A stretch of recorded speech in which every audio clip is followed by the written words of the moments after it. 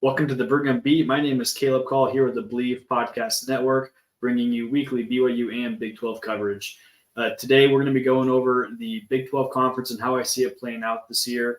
I'm honestly super excited for this season. The Big 12 has been a 10-team conference for a long time, and before Texas and Oklahoma escape, they're being held hostage for 1 year to play with the four newcomers, BYU, UCF, Houston, and Cincinnati. And the Big 12 has been a conference of transition. They lost Missouri, Nebraska, Colorado, Texas A&M.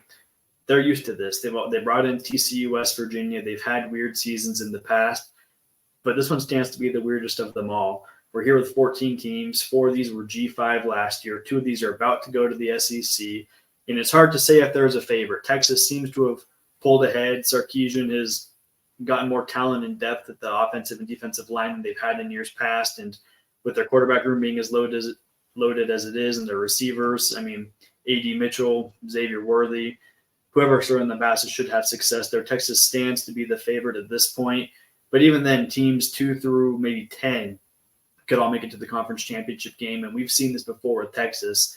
I don't think a single person in the country would be surprised if Texas ended the year with 7 or 8 wins, and with that, I feel like every single team in the conference expects to do well this year. There are some teams that are maybe playing behind the 8 ball a little bit. There's a certain team out in Ames, Iowa, that's having some struggles right now with the betting scandal. I'm not sure if they're too sad about Hunter Deckers missing the season this year, but regardless, it's going to be a tough time for Matt Campbell to repeat the success that he's had in the past. But let's jump into it. I'm going to go over how I expect each team to do just one at a time here as far as the Big 12 season goes.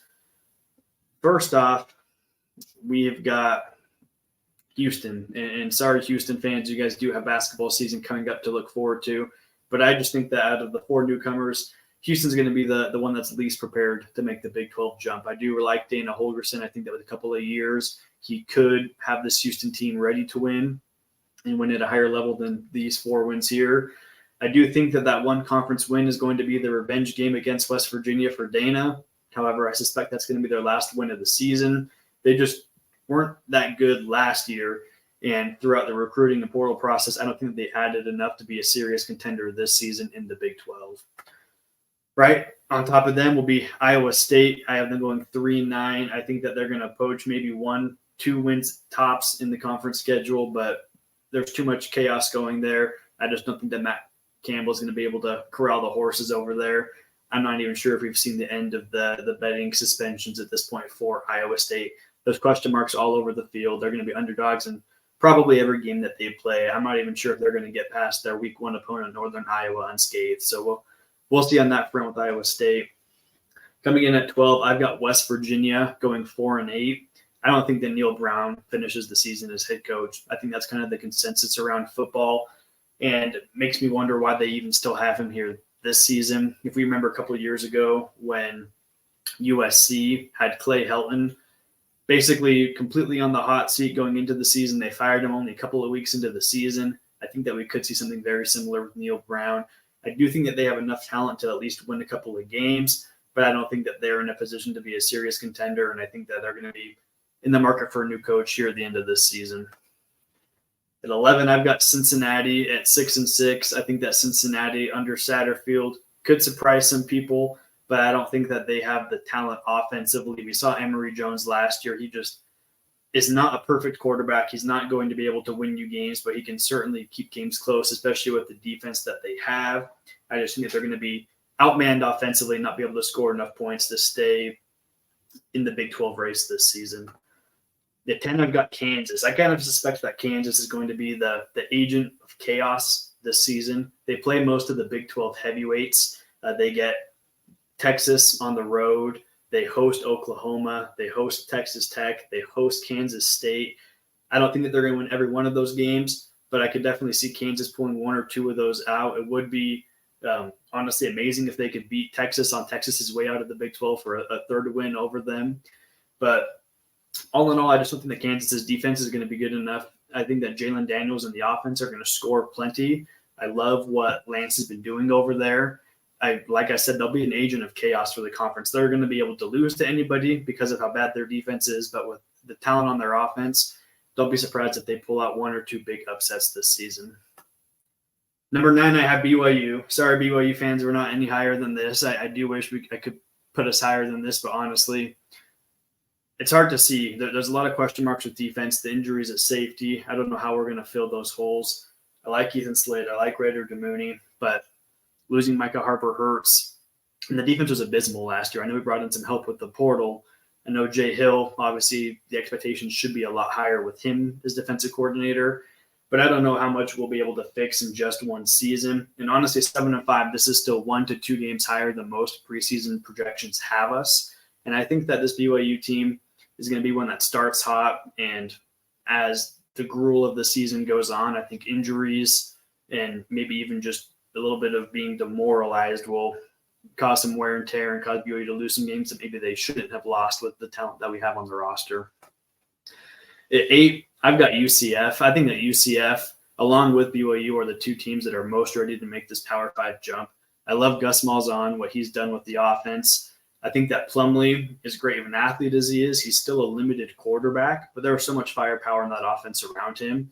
And even if he's not a perfect quarterback, I think that they'll, with the home field advantage that they have, and with just the experience that Gus has at the Power 5 level with Auburn, I think that UCF is going to surprise some people. They also do have a somewhat favorable schedule. They don't have to play Texas this year, which is the favorite for the conference at this point. So with that, I think that UCF definitely could surprise some people. 7-5 is where I have them going. Oklahoma, I have at 7th, going 8-4 this season, 5-4 in conference. Oklahoma's a hard team to gauge. They were really bad last year. Brent Venables going 6-7. They almost won the bowl game against Florida State.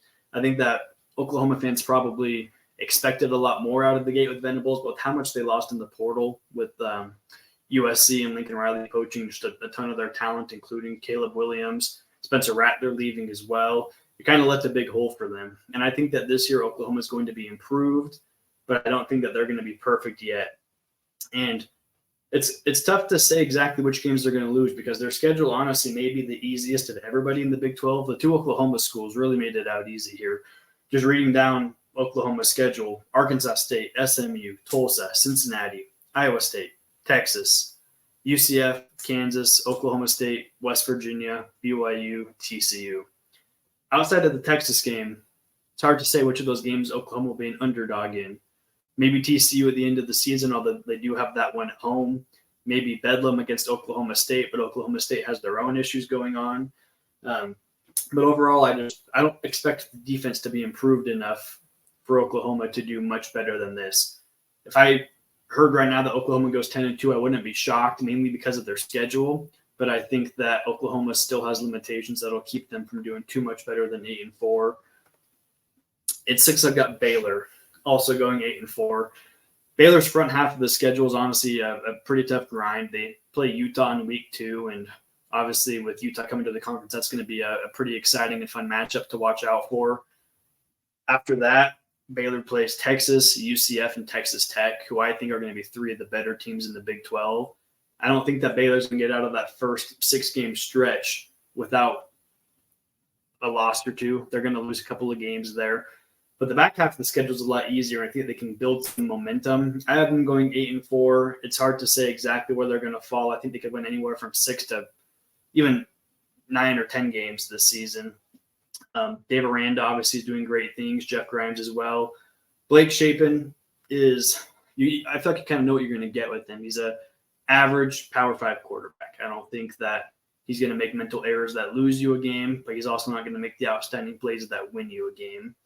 And with that, I think that Baylor's going to have about an average season here in the Big 12 going 5-4. Oklahoma State, I have going 9-3, 6-3 in conference. Now, this may be surprising with how much they lost in the portal with the question marks they still have at quarterback. And I think that this is more of a byproduct of their schedule than it is them actually being this good of a team. I still have them finishing 5th in the conference with this record, but their Big 12 schedule is Iowa State, Kansas State, Kansas, West Virginia, Cincinnati, Oklahoma, UCF, Houston, BYU. They dodge Texas. They dodge TCU. They dodge Baylor, and they dodge Texas Tech. They dodge all of the 4 talented Texas schools. The one that they played from Texas this season is Houston. I don't know how that happened. with the schedule makers. But with how easy of a schedule Oklahoma State has, playing all four of the newcomers, dodging all four of those teams, I think that missing a bowl game like some of the preseason projections would be an absolute failure for Mike Gundy. And Mike Gundy's proven the critics wrong year after year. And I mean, Josh Pate actually just picked Oklahoma State as well to make it to the conference championship game. So I'm not alone here in expecting Oklahoma State to have a good season. I don't know if it'll be good enough to make it to the conference championship game, but I think it's going to be close. And they still do have a couple of potential landmines on their schedule. They always struggle in Bedlam. Kansas State absolutely demolished them last season, and it's going to have Will Howard back again for this year. So we'll see with Oklahoma State, but in general, I trust Mike Gundy, and I think that team is going to be better than we expect, and I think that they're going to get some momentum off of that soft schedule of theirs. At 4, I've got Kansas State, same record, 9-3, going 6-3 in conference. They won the conference last year with this exact record, 9-3. I think that they're going to be about the same team that they were last year. They lose Deuce Vaughn, but they bring back Will Howard. There's a lot of talent in Manhattan, and they've built a reputation with Chris Klieman that's kind of similar to what he was doing at North Dakota State. They are going to smack you right in the mouth. They play physical on offense. They play physical on defense, and they're going to bring it no matter who they're playing. They're not intimidated of anybody.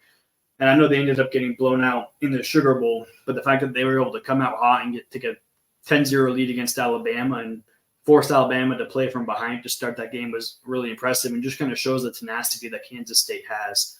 I don't think that this team is going to make it through their schedule unscathed. I don't have them playing in the conference championship game, but I think that they're going to be close. I think that they are a team that could make it to the conference championship game if everything goes right. But overall, I think there's a couple of teams in the conference that do have more talent and will end up being better than them this season. And one of them is Texas Tech, who I have coming in third. Now, Texas Tech is an interesting team. They really started to rise last year with McGuire as coach. I love their quarterback, Tyler Shuck, as well. I don't know exactly what to expect in the Oregon game week 2. I think Oregon's going to be one of the better teams in the country. But that game doesn't count towards their conference schedule, thankfully, for Texas Tech. In Texas Tech, they do play most of the newcomers. They have a somewhat lighter schedule, but with that, they end the year at Texas, which I think is going to be maybe the most exciting game of the entire Big 12 schedule. I think that the winner of that game will go to the conference championship game where the loser stays home. And that game, I believe, is on the Friday or Saturday after Thanksgiving, right at the end of the season. There's even a chance we could get a rematch the very next week in the Big 12 championship with those two teams. Texas Tech, we saw them last in the bowl game against Ole Miss. I mean, they just outclassed Ole Miss. They looked a lot better. And that was an Ole Miss team that started 7-0, had a lot of expectation. People thought that Lane Kiffin was building something special over there, and Texas Tech just made them look like fools. They also beat for the first time Texas and Oklahoma in the same season in their entire history. I think that Texas Tech could be maybe one of the biggest surprise teams in the country. But overall, I still just don't know with how tough of a schedule they have with Texas, with Oregon, with TCU on there, Kansas State. I think that they're going to have a hard time winning all of those games, but they'll win enough to at least stay in the Big 12 championship hunt. At 2, I've got last year's Cinderella TCU coming in at 10-2. And honestly, I did not expect to have TCU here. I thought that TCU was going to have maybe a little bit of a letdown season, winning 7-8 games. But then I dug into their schedule, and they start with Colorado, Nicholls, at Houston, SMU, West Virginia, Iowa State, BYU. Tell me which of those 7 games you think they're going to lose. Maybe Dion starts out hot. Maybe Houston's first Big 12 home opener is going to be a big game for them. Maybe BYU gets them in Fort Worth, but I just don't see any of those 7 teams actually taking down the Horned Frogs. And with a 7-0 start, I think that they're going to build enough chemistry and enough momentum to carry them through maybe the toughest 5-game stretch anybody has in the Big 12 this season.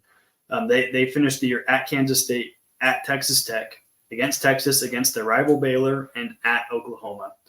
I think you win 3 of those 5 games, which I think they absolutely can do. Chandler Morris and their head coach, Sonny Dykes, I think are going to be able to find ways to score, even though they have a new offensive coordinator. They lost a lot of players from last season.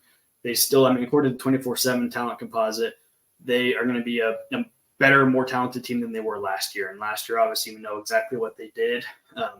Like I said, I didn't expect to have TCU this high. It honestly caught me off guard putting them here, but I still think that just based off of their schedule, it's almost built to keep them into contention at the last second. And I didn't feel good enough about any of the teams immediately behind them to put TCU behind any of them, namely Texas Tech, Kansas State, and Oklahoma State.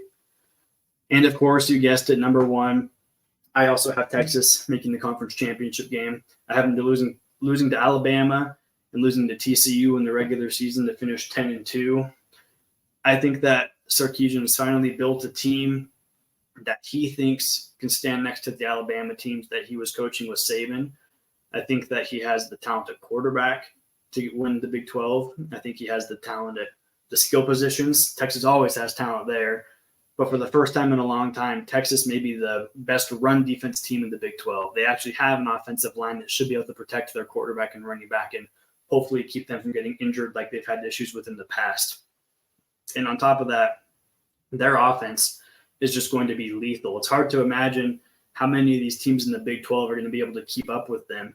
You look at the quarterbacks around the Big 12, a lot of them have been there for a little bit and have experience, but none of them are as dynamic as Quinn, maybe Arch Manning as well. Who knows exactly who's going to end up finishing the season over there.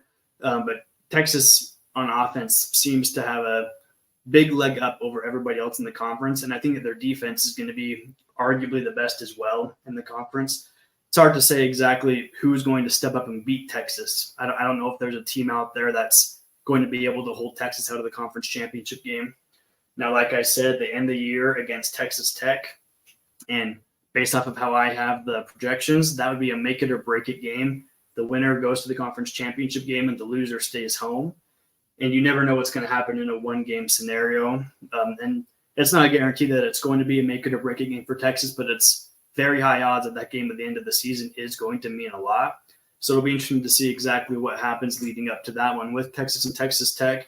It's also their very last game in the Big 12 conference, unless they make it to the conference championship game. So there's going to be a lot riding on it.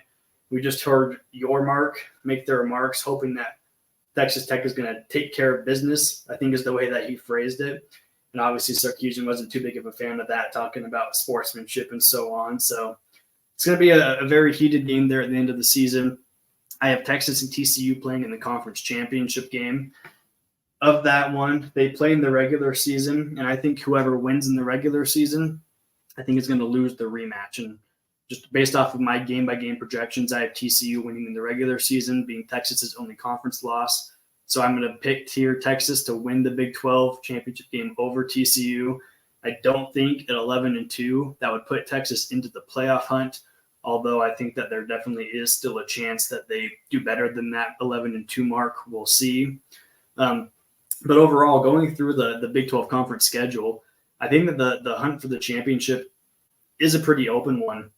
Every team plays a relatively similar schedule, but at the same time, you never know exactly how all these teams are going to do. A team like Oklahoma State that plays all four of the newcomers, let's say they win all four of those games, that can definitely keep them in the hunt with only having 5 other games against teams that were at a Power 5 level last season. And so even if Oklahoma State is as good as they're hoping to be, they could stay in contention, longer than anybody expected them to. A team like Baylor could step up and win a couple of the games down the stretch. Their last 6-game stretch is a lot easier than the first half. So if they can get through the first half with only 1 or 2 losses, they could make a run at the end of the season. And then you have teams like Kansas, like UCF, like Oklahoma, who aren't that much less talented or aren't too much less talented than Texas Tech, TCU, Kansas State. But I don't know if they're going to have the quarterback play, the defense to make a run. But at the same time, I wouldn't be shocked if a single one of those teams made the conference championship game. It's going to be maybe the funnest conference race of any of the conferences in the country. I know everybody's talking about the Pac-12 and how loaded they are up top. I don't think that a single conference, including the Pac-12, has the depth that the Big 12 has. Here in these projections, I have 11 teams going to bowl games out of the Big 12. You'd be hard-pressed to find another conference that's going to be able to do that. Now, with my projection of BYU going 7-5, I want to kind of dive in game by game how I see the season playing out And honestly, it's going to feel like a little bit of deja vu for BYU fans. I have us starting hot, 2-0 against Sam Houston, Southern Utah. I don't need to say too much about those two games. Those are games that BYU should win and should win easily. We just had Jason Barfield on here to preview Sam Houston. They do have talent. They have a lot of legacy and power with Casey Keeler, head coach. I don't think that they have enough to beat BYU.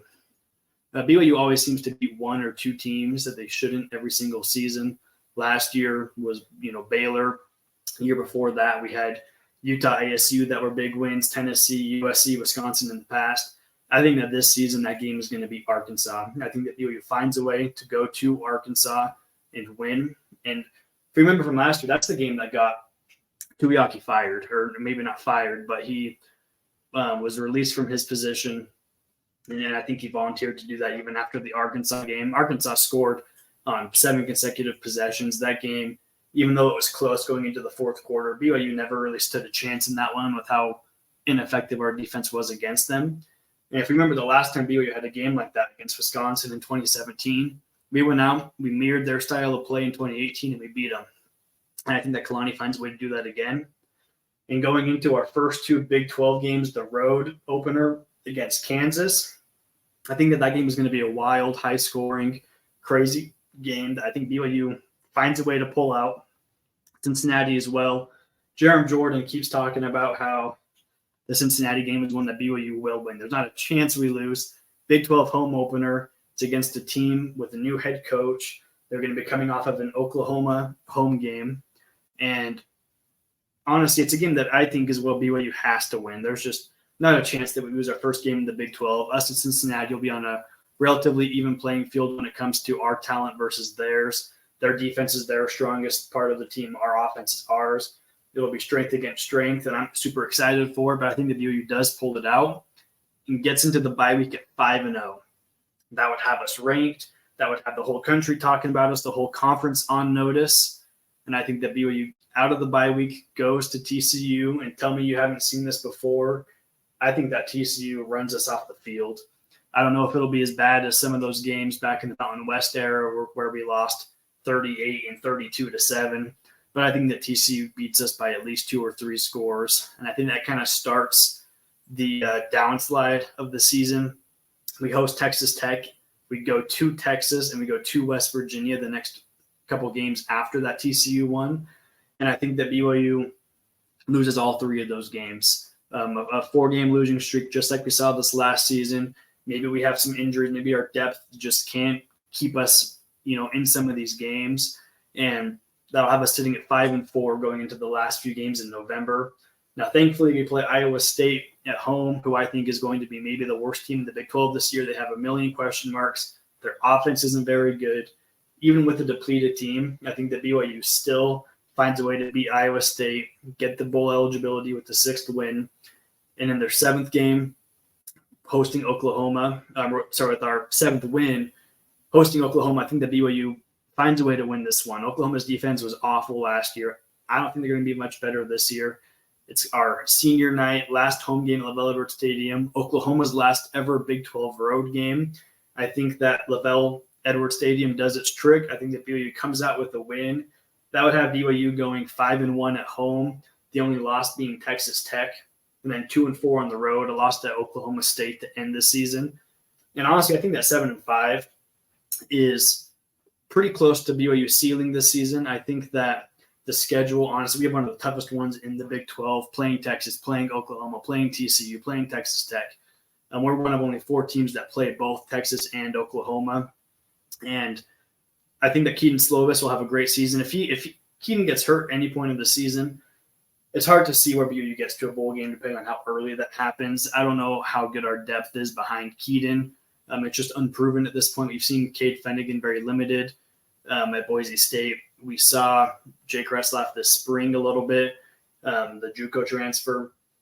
But I think that the season kind of hinges around Keaton. If he can be the passer that the coaches say he is, if he can play good enough to earn a spot in the NFL draft, I think that BYU is going to be able to make it to a bowl game. I have them here going 7-5. I think that's about where we can expect them if Keaton is as good as advertised. I'm hoping Jay Hill and the defense are also as good as advertised. We'll see on that front, but the Big 12 offenses are just an absolute, additional level over what we saw last season.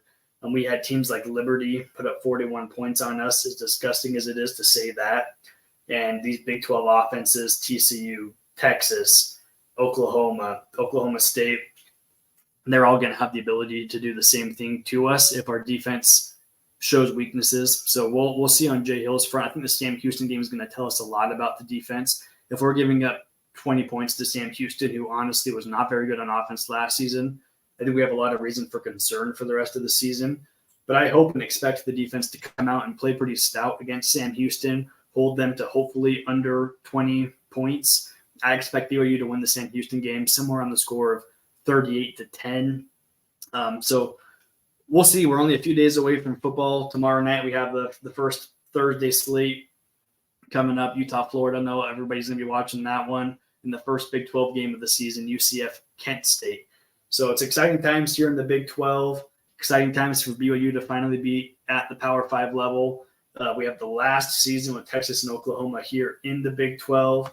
And I can say for myself, and I'm sure everybody in the Big 12 is extremely excited for this season to see how it all plays out.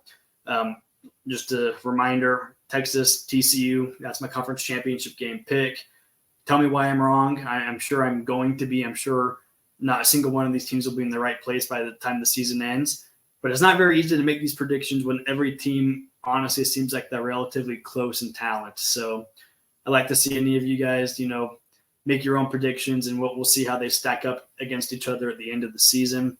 Thanks for listening. Thanks for watching. You can find me every week on YouTube, Spotify, Apple Podcasts, and anywhere else that you do find your podcasts. I'd appreciate it if you like and subscribe. I hate being the guy that asks for that, but it definitely would help. So I definitely appreciate it. Thanks, guys, and we'll talk to you next time. Go Cougs.